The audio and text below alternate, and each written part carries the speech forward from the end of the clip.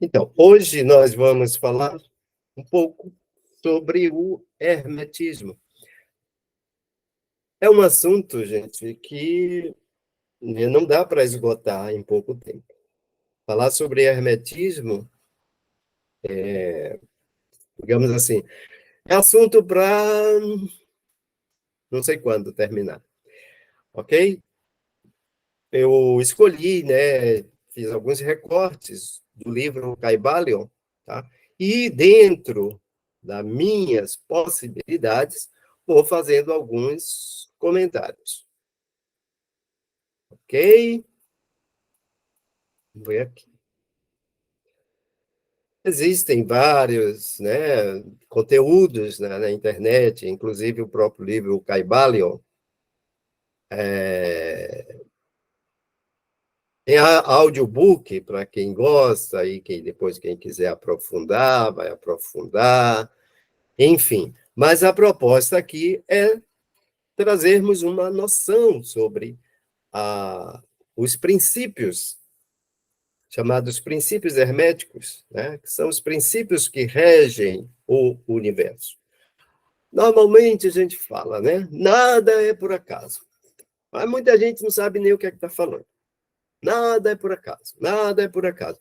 Nada é por acaso porque tudo tem a sua razão de ser, tudo é regido por leis, né? Dentro desse universo, ok? E aí nós vamos ver um pouco disso, vamos ver até que princípio a gente consegue ir até hoje, se não der para explorar tudo hoje, para explorar não, né?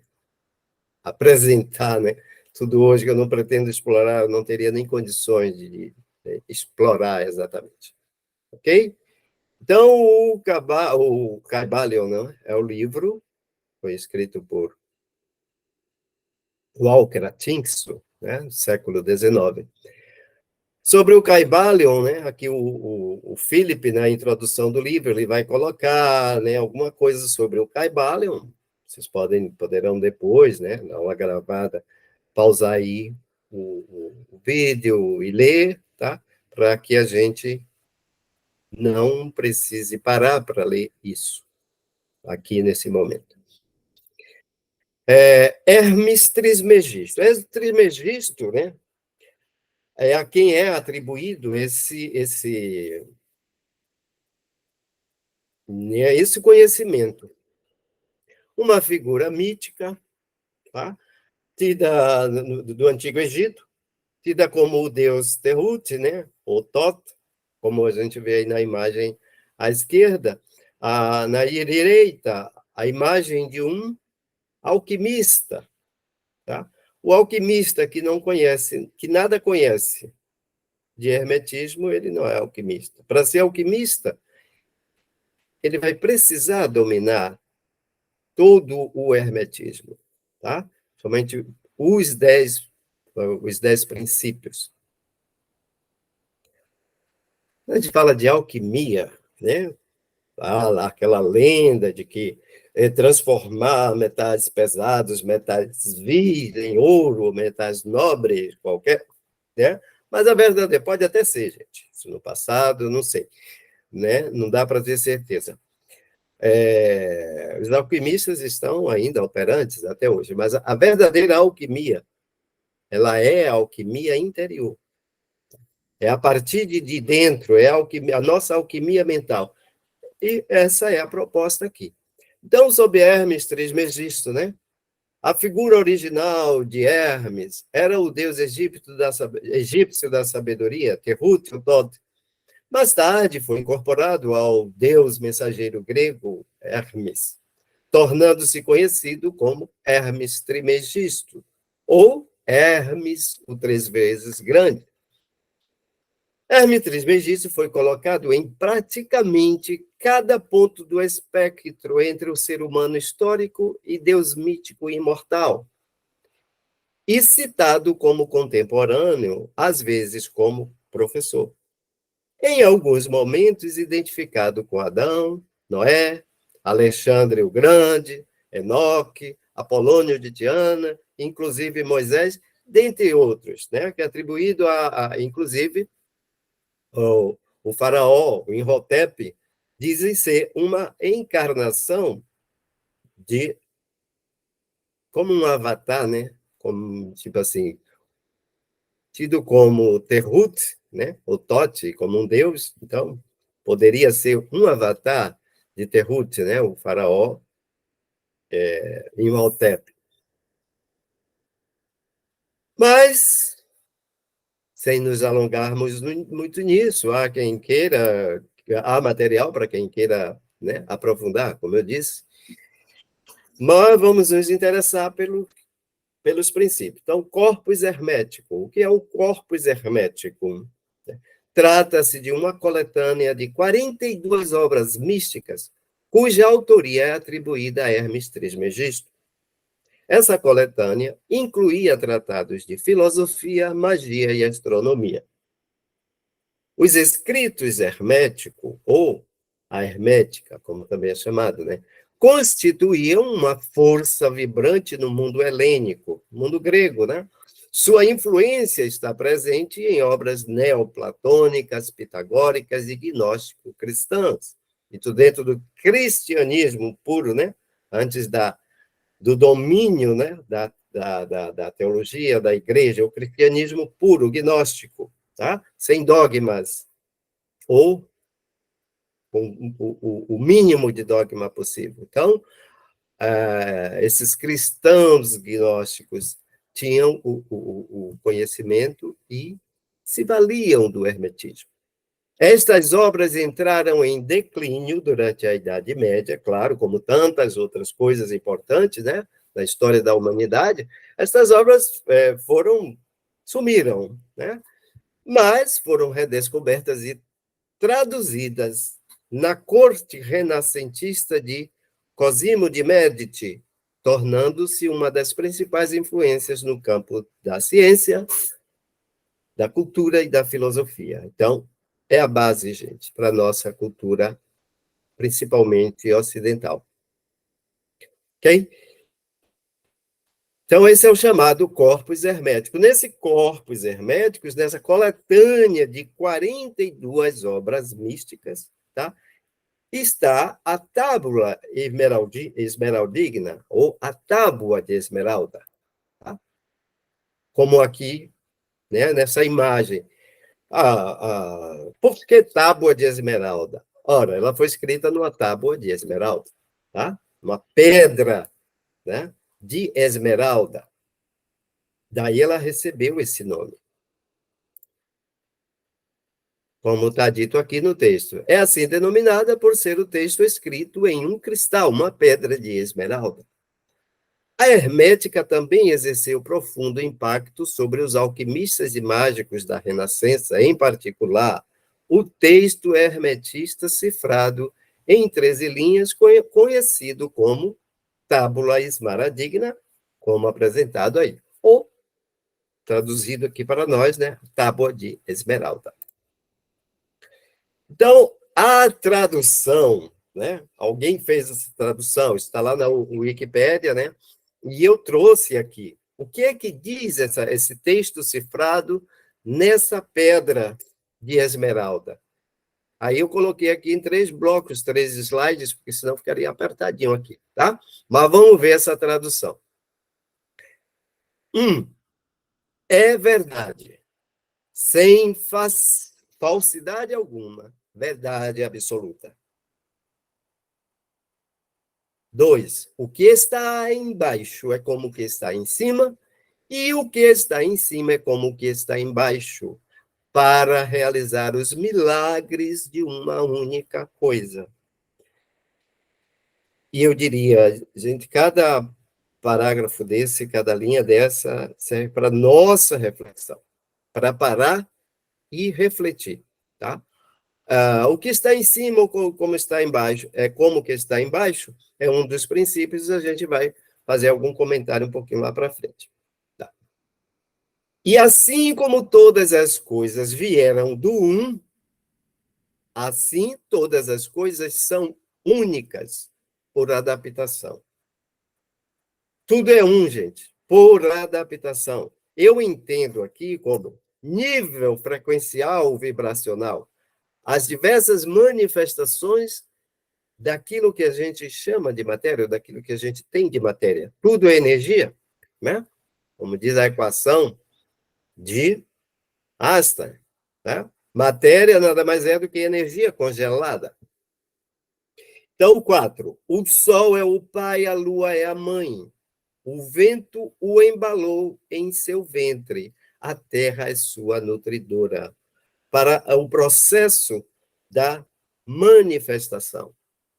Está aqui. A irradiação do sol que dá vida, né? A lua que acolhe essa vida, né? Claro que isso aqui é uma simbologia, tá?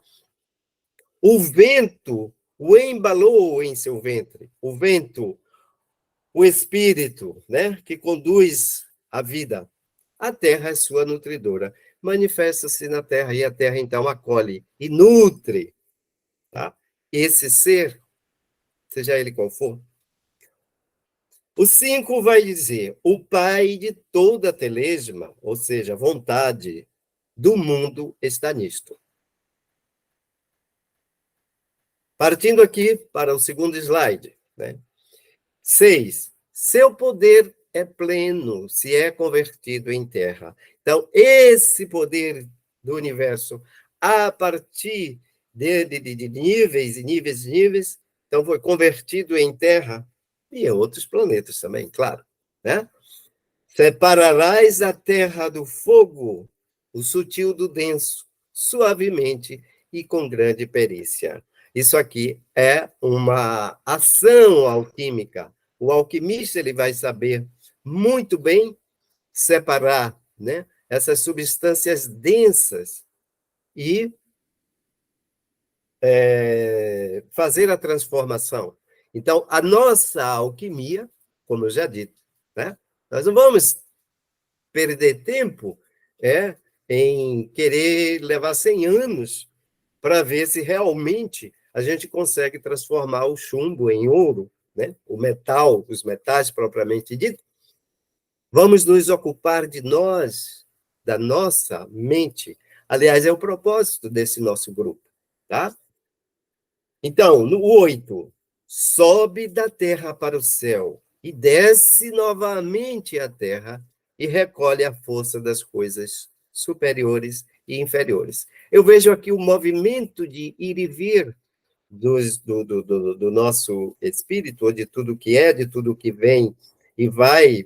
Mas, assim, falando de nós, da forma que eu vejo isso aqui, como eu entendo, né? O processo que a gente conhece, né? Como desencarne, encarna, desencarna, reencarna, e por aí vai. Esse ir e vir.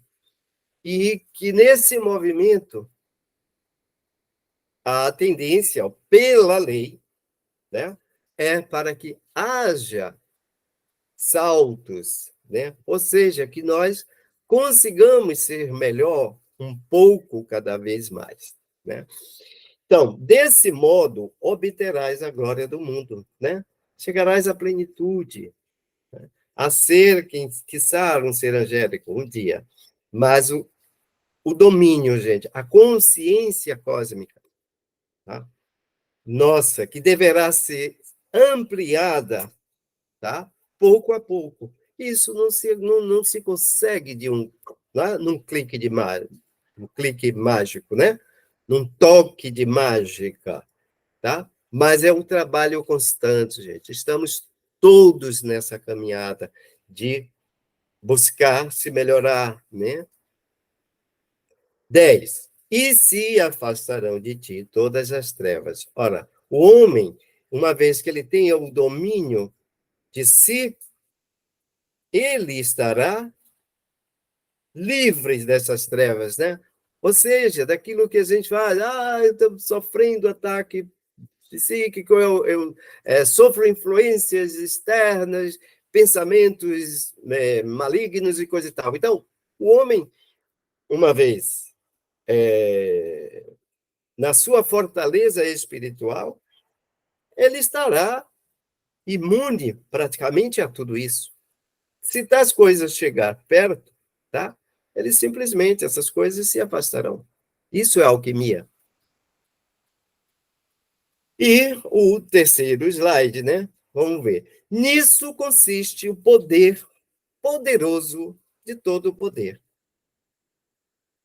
O poder poderoso de todo o poder. Vencerás todas as coisas sutis e penetrarás em tudo o que é sólido. Boa coisa para reflexão e para a gente, inclusive, fazer um paralelo aí com o que a física quântica, inclusive, diz hoje, né? A física de subpartícula. Mas, vamos entrar nesse mérito, pelo menos agora, porque essa não é a proposta. Mas fica a dica aí para uma reflexão e para fazer esse link entre o que a física, né, de subpartículas, a física quântica, fala sobre isso. Assim, o mundo foi criado. Tá? De uma substância imaterial, toda essa coisa que a gente é, Big Bang, tá? Material também para isso não falta, para quem quiser. Ó, quem despertou, eu quero saber mais sobre isso, né? O YouTube está cheio de vídeos maravilhosos. Tem um vídeo que eu gosto muito, a história da Terra em 2 horas. Caramba! Claro que eu não parei para assistir todo de hoje, mas é muito interessante. A história da Terra em 2 horas. E a gente vai entender. Eu gosto, né, de entender do princípio das coisas. E é fascinante saber como o planeta, né, ele foi criado e foi se desenvolvendo, né, eras e eras e eras, e continua. Não sou planeta como todo o universo. Tá? Então, o 13 vai nos dizer: esta é a fonte das admiráveis adaptações aqui indicadas. Esta é a fonte das admiráveis adaptações aqui indicadas. Isso quem está dizendo é Hermes. Tá? 14. Por esta razão, fui chamado de Hermes Trismegisto, pois possuo as 3 partes da filosofia universal. É um ser mítico, possivelmente, né?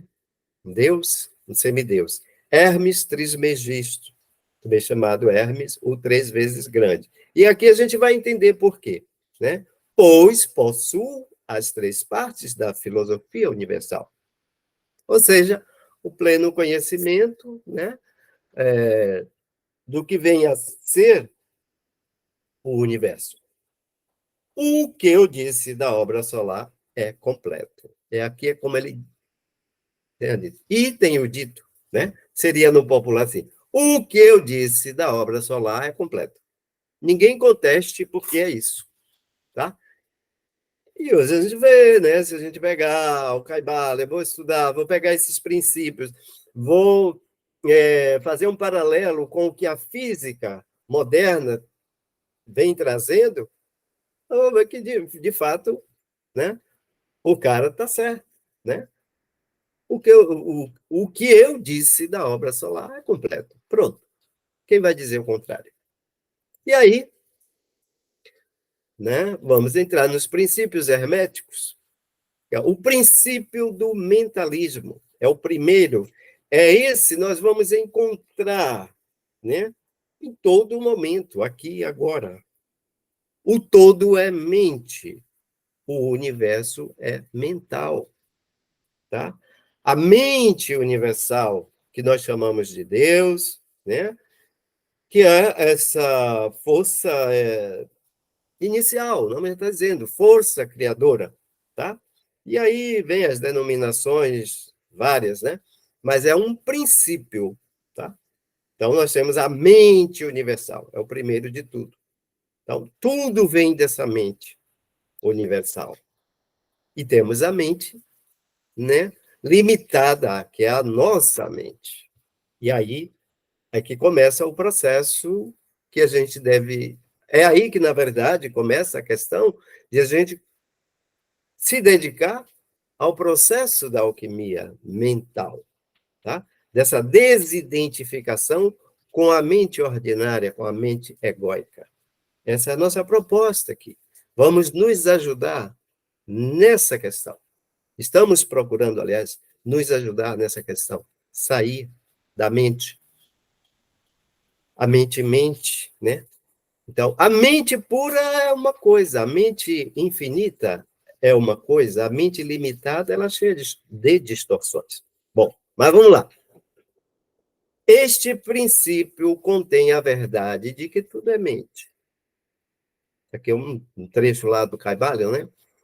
Também explica que o mundo ou universo fenomenal não passa de uma criação mental do todo, sujeita às leis das coisas criadas, e que o universo como um todo, em suas partes ou unidades, tem sua existência na mente do todo, em cuja mente vivemos, nos movemos e temos a nossa existência. Ora, nós estamos imersos nessa mente, nós vivemos nessa mente, e essa mente vive em nós, só que vive em nós em potencial, tá? E à medida em que nós trabalhamos para não nos identificarmos tanto, não nos mantermos tão identificados com a mente ordinária, o ego, então vamos, né, tendo mais e mais experiências dessa mente universal que habita em nós, né? Como diz Juliano Posati, eu moro no Deus que mora dentro de mim. Eu moro dentro do Deus que mora dentro de mim. Tá? Então, estamos mergulhados nessa mente universal, e, ao mesmo tempo, essa mente universal ela é parte de nós, em nosso interior. Tá? É o que, né, vulgarmente a gente conhece como que alma. Né? A gente fala tanto disso. Aí é ego, essência. Né? E é justamente isso que o Eneagrama vai nos ajudar a, tipo assim, né, a reconhecer o quanto nos afastamos de nossa essência, né? O que nos afastou de nossa essência e o como chegar o mais próximo dessa essência. Basicamente, o Eneagrama é isso. Né? Sem a compreensão desse princípio, os fenômenos mentais e psíquicos seriam ininteligíveis e desafiariam toda a interpretação científica. Ou seja, em tudo que se for investigar, esse princípio vai estar presente. Ou então, tá, não vai ficar inteligível. Não vai haver as condições para entender aquele processo. Então, mentalismo, tá? É o primeiro e é o mais fácil de a gente reconhecer. Basta nosso pensamento. Isso é pensamento, é mente. Né? A mente vem de onde? A mente não vem do cérebro. O cérebro é apenas uma sede, um aparelho de expressão dessa mente. A mente vem do espírito. Ok? Vamos para o segundo princípio. Princípio da correspondência. Assim em cima como embaixo, assim embaixo como em cima. Aqui a gente vê assim na terra como no céu, né? Como está dito no Pai Nosso, né? Como Jesus nos diz. Ó, Jesus já traz isso aí para a gente, né? A gente fala hoje de Jesus, vai dizer, falando de religião. Né? Jesus não é domínio de religião nenhum, não é patrimônio de religião nenhuma. Aliás, Jesus não era cristão, tá? Diga-se de passagem. Ok? Então, a religião vem depois. Jesus vem para nos trazer as informações ou mostrar o caminho que até então, com as leis da aliança antiga, não se conseguia pôr em prática. Vivia-se preso, as pessoas viviam presas a rituais, a isso e aquilo, ao domínio, que ainda estamos hoje. Lamentavelmente, né, as coisas mudaram, mas a ficha não caiu para a maioria das pessoas. Tá? Já estamos vivendo uma outra era, mas a ficha ainda não caiu para muitos de nós. Tá? Assim em cima como embaixo, a gente vai ver também como assim fora como dentro, assim dentro como fora, tá? O que está dentro vai refletir no que está fora. E o que está fora certamente vai interferir no que está dentro. Não é assim que nós falamos, nós nos deparamos com alguma situação que nos tira do prumo, né? Ou alguma situação que vai nos trazer alegria, satisfação. Então, isso é o fora interferindo com o dentro, né? E o dentro para fora são as nossas ações, são as nossas vibrações, é o nosso comportamento, né? O nosso viver em comum unidade. Tudo isso é ação de dentro para fora, tá? Então, acho que é a Adriana Calcanhoto, tem uma canção, não me lembro bem. Viver é afinar um instrumento, de dentro para fora e de fora para dentro. É esse eterno movimento, gente. Assim em cima como embaixo. Assim na terra como no céu, né? Qual a ideia de céu que a gente tem? De algo, né? Perfeito. E Jesus diz: Pai, que seja feita a tua vontade, assim na terra como no céu. Ou seja, que o teu céu se manifeste, que esse céu é aqui agora. Vai depender de cada um de nós. Tem momentos que a gente está vivendo um verdadeiro céu, né? Em outros, no entanto, nossa mente nos leva a viver o verdadeiro inferno. Percebe? O movimento, o mentalismo aqui, tá? Quem vai fazer essa alternância entre céu e inferno? É a mente, tá? A mente que vai se prender à ilusão e, num momento, ela está achando que está tudo bem. Ela reconhece como tal coisa é boa, estou no céu. Em outro momento, ela vai julgar tal e tal coisa péssima, ruim, estou no inferno. Ao mentalismo já se unindo ao princípio da correspondência. Tá? Este princípio contém a verdade de que sempre há uma correspondência entre as leis e os fenômenos dos diversos planos do ser e da vida. Isso não é só a nível terra, gente. Tá? Ampliar a nossa mente que esse universo ele é infinito. Então, todos os mundos, todos os planos e por aí vai. Existem planos fora dos nossos conhecimentos, mas quando lhes aplicamos o princípio da correspondência, chegamos a compreender muita coisa que, de outro modo, nos seria impossível compreender. Tá? Então, assim, em cima como embaixo. Hoje a ciência fala, apesar das inúmeras evidências, inclusive já muito material documentado sobre essa questão da vida, né, em outros planetas. Contatos. A ciência, os planetas até onde se conseguiu chegar, né, onde se conseguiu averiguar, não há chance de vida. O que eu acho que, a minha opinião com relação a isso, é a visão curta, que acha que a forma de vida é somente essa, aqui, conforme o que a gente tem no nosso planeta. Ora, gente, essa mente universal está lá no primeiro princípio, vai se expressar de várias formas, né? Por graduação, tá? Então,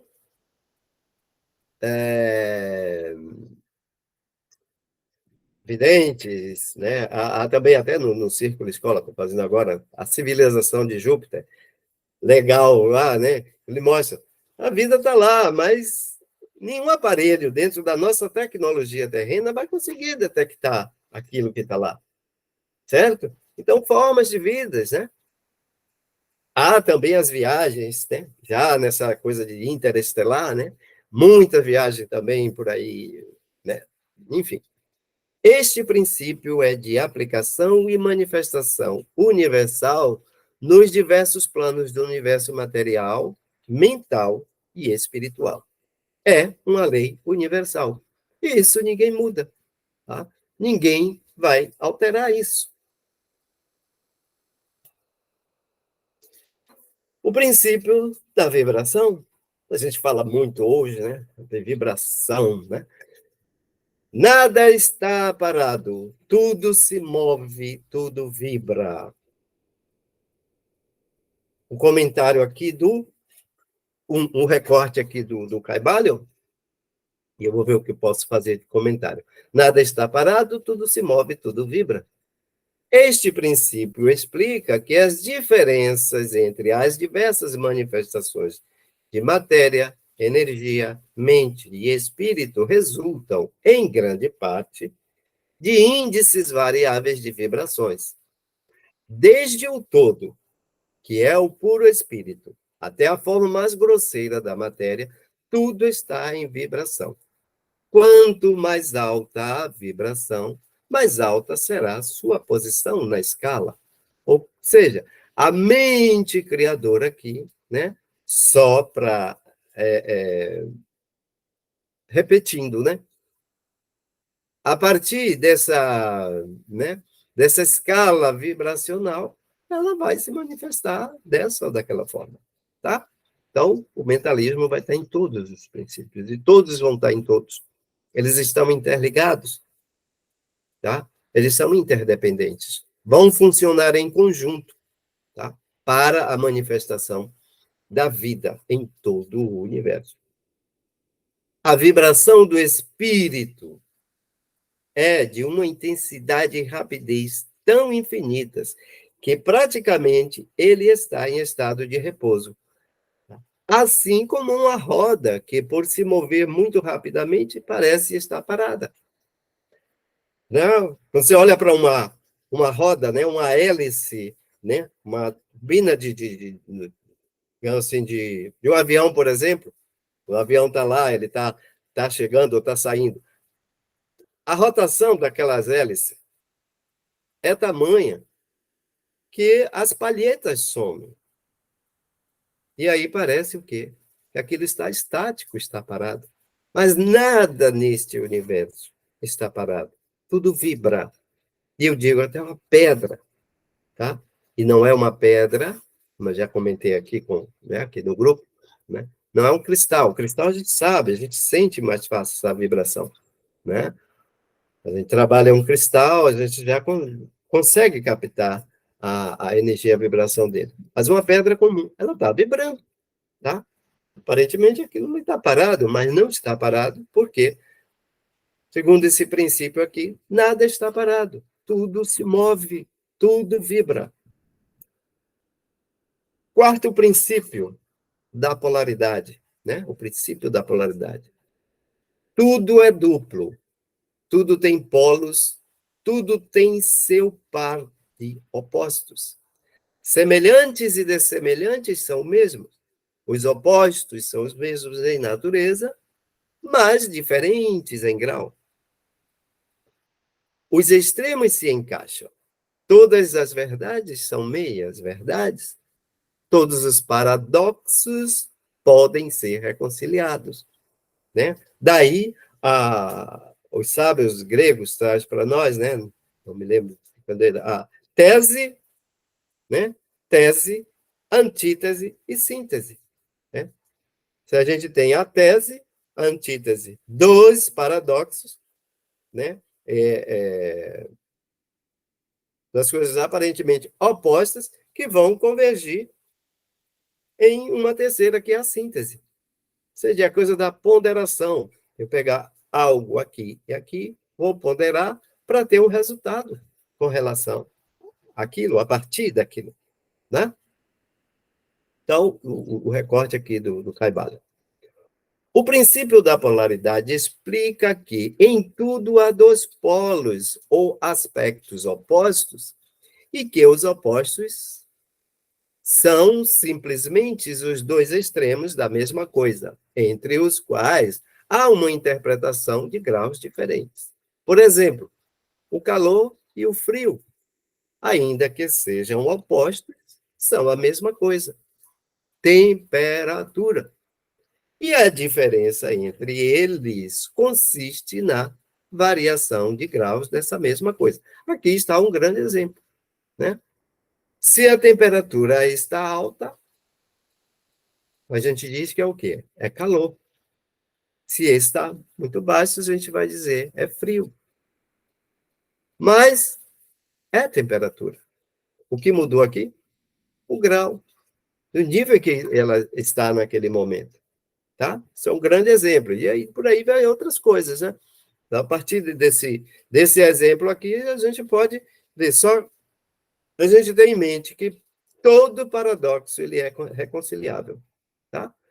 Uma síntese, uma antítese, que vai gerar uma síntese, perdão,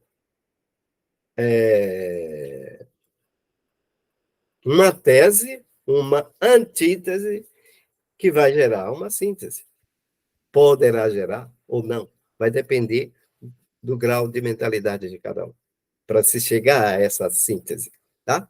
O mesmo princípio se manifesta no caso da luz e da obscuridade, que são a mesma coisa, consistindo a diferença simplesmente nas variações de graus entre os dois polos do fenômeno. Onde cessa a obscuridade e começa a luz? Tá? Então, a obscuridade está ali. Se você clica ali no interruptor, você vai ter luz. Né? Qual é a diferença entre o grande e o pequeno? Entre duro e maleável? Entre branco e preto? Entre alto e baixo? Entre positivo e negativo? Então, esse é o princípio da polaridade que a gente vai encontrar. Cada um explorando, estando, digamos, atento, vai conseguir identificar esses princípios em tudo em nossa vida, tá? E o quinto princípio, né, vai ser o último de hoje, né, os outros nós deixaremos para a próxima aula, tá? O quinto princípio, o do ritmo. Tudo tem fluxo e refluxo. Tudo tem suas marés. Tudo sobe e desce. Tudo se manifesta por oscilações compensadas. A medida do movimento à direita e a medida do movimento à esquerda, o ritmo é o quê? A compensação. Temos aqui um exemplo, né? Vários exemplos, quando vai ver o ritmo, né? Os ritmos da natureza. Né? Dia, noite. Né? As estações, inverno, outono, primavera, verão. Tá? E por aí vai. Tudo isso está dentro do princípio do ritmo, ou seja, tudo tem o seu tempo, tá? E uma das coisas que um dos erros que nós cometemos ainda muito é ir contra esse ritmo, tá? A partir do momento em que a gente vai contra, ou que a gente vive muito na contramão desse ritmo, o que é que acontece? Nós nos desgastamos mais e mais e produzimos pouco. Tá? Por isso que eu estou adotando a filosofia, seguir o fluxo. Seguir o fluxo. Tá? Na medida do possível, a gente precisa seguir esse fluxo. Na vida ultramoderna, como é que eu vou seguir o fluxo, digamos, daquelas pessoas? Bom, como eu, né? A minha vida toda, né, na vida de enfermagem, foi o quê? Mas dentro do hospital, o meu trabalho era mais à noite. Ora, a noite foi feita para dormir, né? Diziam os antigos. Que bom naquele tempo de roça, né? 4, 5 horas da manhã, todo mundo acordado para ir para a roça, para fazer os seus afazeres, o sol se pôs, está na hora de se recolher, né? Mas na vida ultramoderna não é assim. Mas a gente pode adaptar na medida do possível, certo? Não é exatamente seguir essa coisa. Anoiteceu, é hora de dormir, não faz mais nada.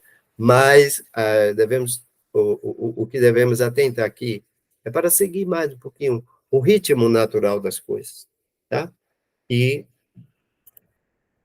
não nos envolvermos tanto com os estresses, que a gente, na verdade, gera aqui, gerada pela nossa mente, né? Pela ilusão da nossa mente. Então, o princípio do ritmo. Este princípio incorpora a verdade de que em tudo se manifesta um movimento mensurado para frente e para trás, um fluxo e refluxo, um movimento de atração e repulsão, um movimento semelhante ao do pêndulo, uma maré enchente, uma maré vazante, uma maré alta e uma maré baixa, entre os dois polos que existem de acordo com o princípio da polaridade de que tratamos há pouco, tá? Existe sempre uma ação e uma reação, uma marcha e uma retirada, uma subida e uma descida. Esta lei é manifesta na criação e destruição dos mundos, na ascensão de queda das nações, na vida de todas as coisas e, finalmente, nos estados mentais do homem. E é estes últimos que os hermetistas atribuem maior importância à compreensão do princípio. Ou seja, este último, ao homem, tá? Que os hermetistas atribuem maior importância à compreensão do princípio.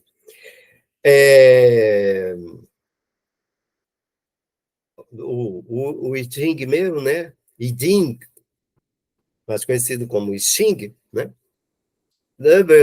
É um oráculo, né, chinês, para quem conhece. Mas quando você abre o oráculo, ele está todo baseado no fluxo da natureza, certo? Está pedindo para você, né, no caso, minha vida está estagnada e a gente quer porque quer uma determinada coisa, a coisa estagnou ali e a nossa mente está ali, ou não, e aí começa a criar crenças que você está sendo invadido, que tem coisas me atrapalhando. Não sabe nós, principalmente nós ocidentais, né? Precisamos aprender, né, a criar o hábito de observar mais. E esses princípios, né?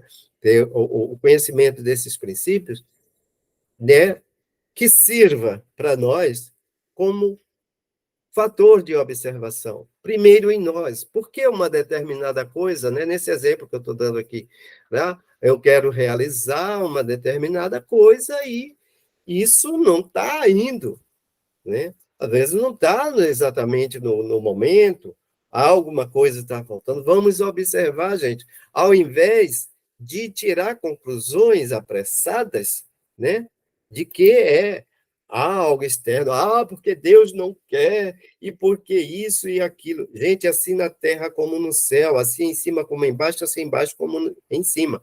Se nós começamos a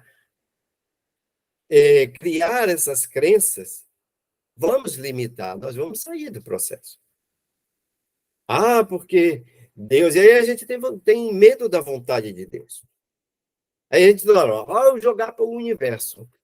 Mas você não joga zorra nenhuma. Porque a sua mente quer ali, a sua mente ilusória, a nossa mente ilusória, a sua não, a minha, a sua, de tudo, porque eu também estou nesse patamar. Né? Se eu não me cuido, eu derrapo.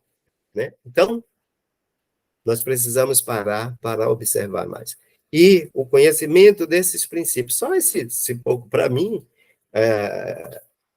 um pouco do que foi exposto aqui, já dá para a gente parar, observar, né? Sentir, analisar. Bom, os outros princípios, os outros 5, ficarão para a próxima aula, certo? E aqui nós damos uma pausa. Na próxima, nós veremos os outros.